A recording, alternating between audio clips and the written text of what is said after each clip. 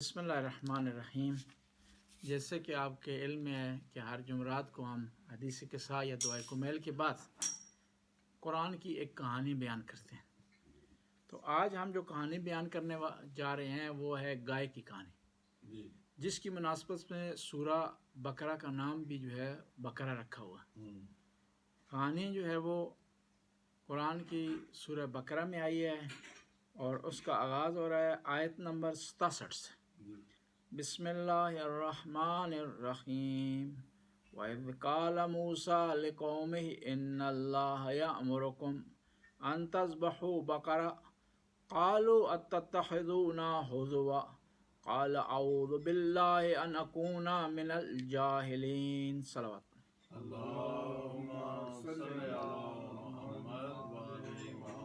یاد کرو اس وقت کو جب موسیٰ نے اپنی قوم سے کہا کہ اللہ نے تمہیں حکم دیا ہے کہ ایک گائے ذبح کرو، تو جب موسیٰ نے یہ کہا تو قوم نے کہا کہ تو کیا ہمارے ساتھ مذاق کر رہا ہے کہ ہم نے آ کر پیش کیا ہے کہ ایک آدمی قتل ہو گیا ہے، اس کے قاتل کو ڈھونڈیں، اور تو جو ہے ہمیں کہہ رہا ہے کہ گائے ذبح کرو۔ کہانی کچھ اس طرح ہے، بنی اسرائیل میں ایک جوان رہتا تھا، اپنے والدین کا بہت زیادہ احترام کرتا تھا، رسپیکٹ کرتا تھا، اور بہت بڑا تاجر تھا۔ ایک دفعہ ایک آدمی اس سے اناج خریدنے کے لیے آیا اور بہت بڑا معاملہ کیا اس نے، یعنی بہت زیادہ اناج اس سے خریدا، لیکن بدقسمتی سے وہ جو سٹور تھا جہاں اناج پڑا ہوا تھا اس کی چابی اس کے والد کے پاس تھی، اور والد اس وقت سے اتفاق سے سویا ہوا تھا۔ اب یہ آدمی آیا اپنے گھر میں اس آدمی کو ساتھ لے کر جس پر اس نے غلے کا جس سے سودا کیا تھا۔ گھر میں آیا تو والد سویا ہوا تھا۔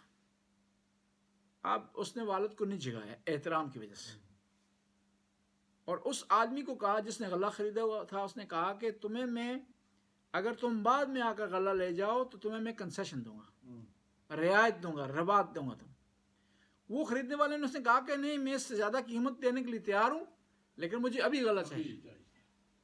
اب اس جوان نے والد کا احترام کرتے ہوئے کیا کیا کہ غلہ نہیں بیچا، ظاہر ہے اس کو نقصان ہوا۔ جب والد جاگا تو والد نے کہا کہ بیٹا مجھے جگا دیتا، لیکن تو نے مہربانی کی ہے، تو نے مجھ سے اچھا سلوک کیا، خدا تمہیں اجر دے، اور خدا سب افراد کو اس قسم کے بیٹے عطا کرے۔ بہت عظیم بات ہے۔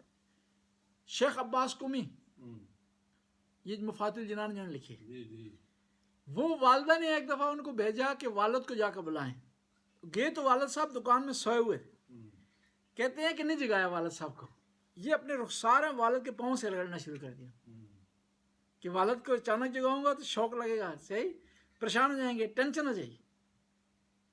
تو جب والد جاگ کے تو کہا کیا بیٹا بات، کہا والدہ نے بلایا ہے، میں نے آپ کو جگایا نہیں ہے، میں نے بے ادبی سمجھی ہے، اور میں نے اپنے رخسار آپ کے پاؤں کے ساتھ رگڑے ہیں۔ تو وہاں پر والد نے دعا کی، اور ایسی دعا لگی کہ آج ہر گھر میں جہاں قرآن ہے وہاں مفاتیح الجنان، کہ خدا نے توفیق دی ان کو کہ آل بیت کی دعاؤں کو اکٹھا کریں، جس طرح جو ہے شیخ رضی کو سید رضی کو توفیق ملی کہ نہج البلاغہ کی جمع آوری کریں۔ اب والد نے کیا کیا کہ بیٹا تو نے میرا خیال کیا ہے، تو نے مہربانی کی ہے، تو میں تجھے ایک گائے کا بچہ دیتا ہوں، اور خدا تمہیں اس میں سے نفع دے۔ ایک گائے کا بچہ دے دیا، مادہ۔ اب اسے تو ظاہر طور پر عجیب لگا کہ والد جو مجھے کہہ رہا ہے کہ مجھ سے اس سے نفع ملے گا، کیا ہے گائے کے بچے سے کیا نفع مل سکتا ہے؟ لیکن کیونکہ والد کا قول تھا، اور والد وہ تھا جس کی بیٹے نے اطاعت کی تھی، اور خداوند تعالیٰ بھی ایسے کاموں میں مدد کرتا ہے، والد بھی اچھا ہو، بیٹا بھی اچھا ہو۔ اب اس طرح سے ماجرا ایک اور ہے ساتھ اس کے، یہ دونوں معاجرے آپس میں ملتے ہیں جا کے۔ کیونکہ بنی اسرائیل میں ایک خوبصورت خاتون تھی، جوان تھی، اس کے رشتہ دو آدمی مانگ رہے تھے۔ ایک اس میں سے نیک تھا، اچھا تھا، بااخلاق تھا، لیکن اس کے پاس مال نہیں تھا، پیسے نہیں تھے۔ دوسرا بھی رشتہ اس کا مانگ رہا تھا، اس کے پاس پیسے تھے لیکن بد اخلاق تھا، بد کردار تھا، فاسق تھا، فاجر تھا۔ دونوں رشتے لڑکی کے پاس آئے، اب اور دونوں اس کے کزن تھے، نیک بھی اور برا بھی۔ اب لڑکی نے سوچنے پر مجبور ہو گئی کہ کس کے ساتھ جو ہے وہ رشتہ نبھائے، کس آدمی کو ہانک ہے۔ سوچتی رہی، سوچنے کے بعد نتیجے پر پہنچی کہ مال آنے جانے والی چیز ہے، ختم ہونے والی چیز ہے، فنا ہونے والی چیز، جو چیز باقی رہتی ہے وہ انسان کا کردار ہے، اخلاق ہے، دینداری ہے، اس کی امانت داری ہے۔ تو اس نے یہ سوچ کر کے اس لڑکے سے شادی کر لی جو ایماندار تھا، غریب ہونے کے باوجود بھی۔ اب جو آدمی امیر تھا، فاسق تھا، فاجر تھا، بدماش تھا، اس کو غصہ آیا کہ اب جو ہے وہ یہ رشتہ میں نے لینا تھا، اس کو کیوں مل گیا؟ یہ سڑیل سا، کمزور سا، غریب سا، اس کو رشتہ مل گیا، مجھے کیوں نہیں ملا؟ حسد۔ اس حسد کی آگ میں وہ جل رہا تھا۔ اس نے کیا کیا، ایک دن اس نیک آدمی کو کسی بہانے اپنے گھر بلایا۔ بلانے کے بعد کیا کیا اس نے؟ اس کو قتل کر دیا،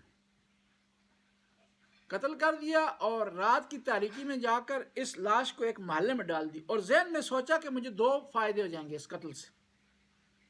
ایک فائدہ ہوگا کہ لڑکی مجھے مل جائے گی، کیونکہ لڑکی جب مجبور ہوگی، کوئی یہ آدمی مر گیا ہے اور کوئی ہے نہیں آپشن، تو مجھ سے شادی کر لے گی۔ دوسرا یہ ہے کہ میں جو ہے وہ اس کو محلے میں پھینکوں گا اور دعویٰ کروں گا کہ اس محلے والوں نے قتل کیا، لہٰذا میں اس کا رشتہ دار ہوں، مجھے جو ہے مال مل جائے یا قصاص کی بات کروں گا، یعنی خون کے بدلے خون کی۔ تو بارگیننگ کر کے بات آ جائے گی کس پر؟ دیت پر، یعنی مجھے پیسے دے دیں گے، میرے دو جو ہے فائدے ہو جائیں گے۔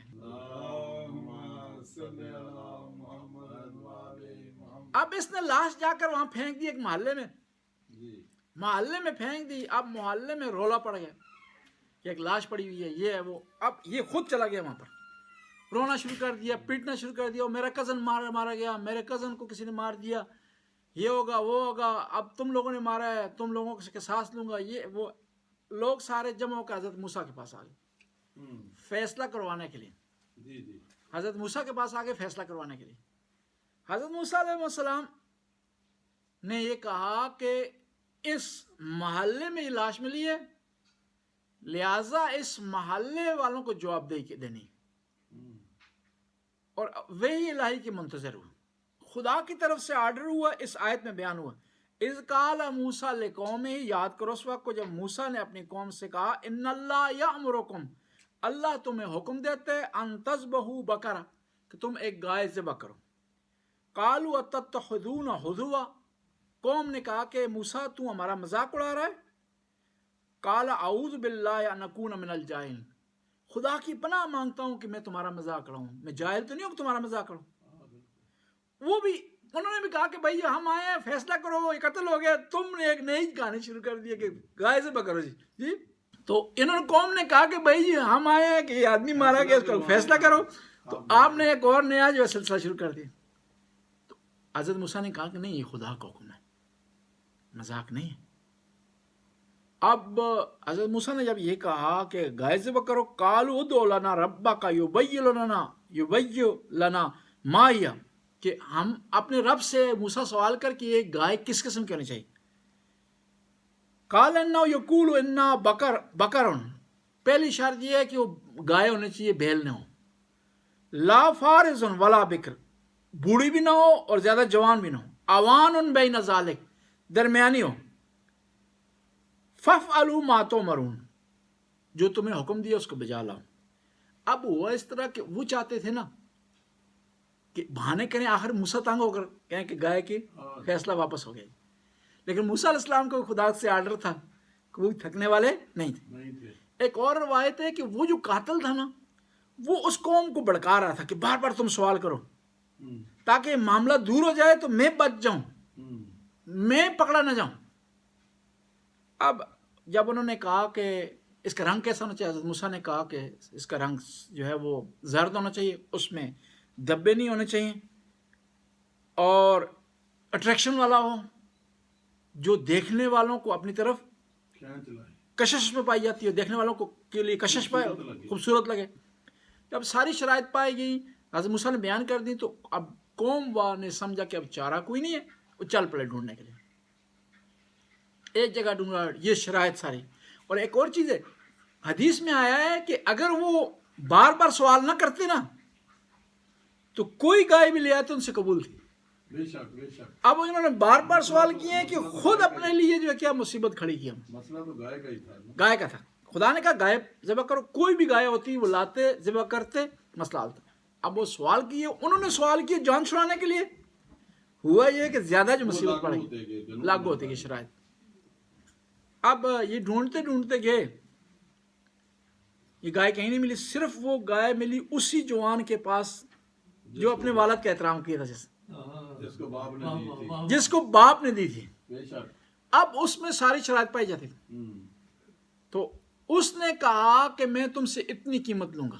انہوں نے کہا ہم اتنی قیمت نہیں دیتے. دوبارہ حضرت موسیٰ کے پاس آگے کہ گائے تو مل گئی ہے لیکن مہنگی بڑی ہے. حضرت موسیٰ نے کہا مہنگی ہو یہ سستی ہے، تم نے خریدنی ہے. اب دوبارہ اس کے پاس آئے. اس لڑکے نے ماں سے پوچھا تو ماں نے کہا کہ ان کو کہو کہ ڈبل قیمت ہے. تم اگر پہلے لے جاتے تو ٹھیک تھا، اب ڈبل قیمت ہو جائے. ڈبل قیمت ہوگی. پھر یہ گھبرا گئے. پھر موسیٰ علیہ السلام کے پاس آئے کہ ابھی تو قیمت ڈبل ہو گئی ہے، ہمارے پاس پیسے کم ہیں، کوئی رعایت کرو جی. ٹھیک ہے. حضرت موسیٰ نے کہا رعایت نہیں ہو سکتی. اب دوبارہ آئے تو اس نے کہا کہ 4 برابر قیمت ہے. اس سے بھی بڑھ گئی. پھر حضرت موسیٰ کے پاس آ گئے. اب قیمت بہت زیادہ بڑھ گئی ہے، 4 برابر ہو گئی ہے، لہٰذا ابھی کوئی تھوڑا سا ہاتھ جو کیا کہتے ہیں ہولا رکھو جی تھوڑی سی معافی ہے جی. حضرت موسیٰ نے کہا کہ یہ جو ہے معافی نہیں ہے، چی کرو چراہ کرو، تول میں آیا ہوا تم. ٹھیک ہے، تمہیں جان جو ہے وہ چھڑا نہیں سکتے اس بات سے. اب دوبارہ گئے.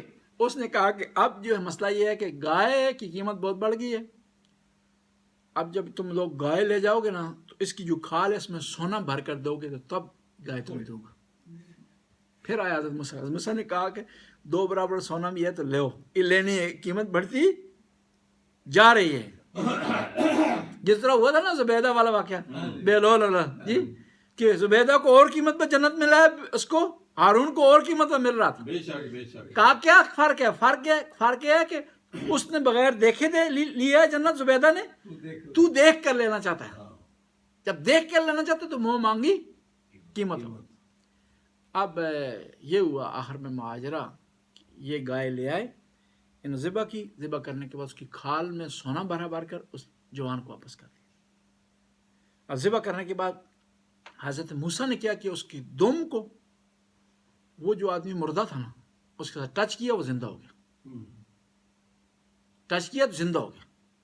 اور وہاں خدا کی طرف سے اسے الہام ہوا اس آدمی کو کہ خدا کی بارگاہ میں دعا کر کے زندہ ہو گئے، لیکن یہ زندگی یہیں تک نہ ہو، دوبارہ تمہیں زندگی ملے. اس کو دوبارہ زندگی ملی اس جوان کو، اس نیک سیرت جوان کو. وہ زندہ ہو گیا. اس نے اٹھ کر بتایا کہ فلاں آدمی میرا قاتل ہے، اس نے مجھے اس طرح جو ہے اس بہانے سے قتل کیا ہے. بس اس داستان سے کچھ درس ہمیں ملتے ہیں جو ہمیں یاد کرنے چاہیے. صلوات پڑھیں.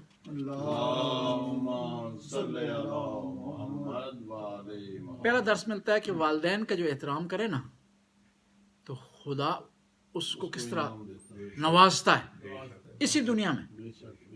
کہ ایک جو ہے وہ اس نے والدین کا احترام کیا، خدا نے اسے ڈبل ٹرپل بلکہ اس سے بھی زیادہ دیا.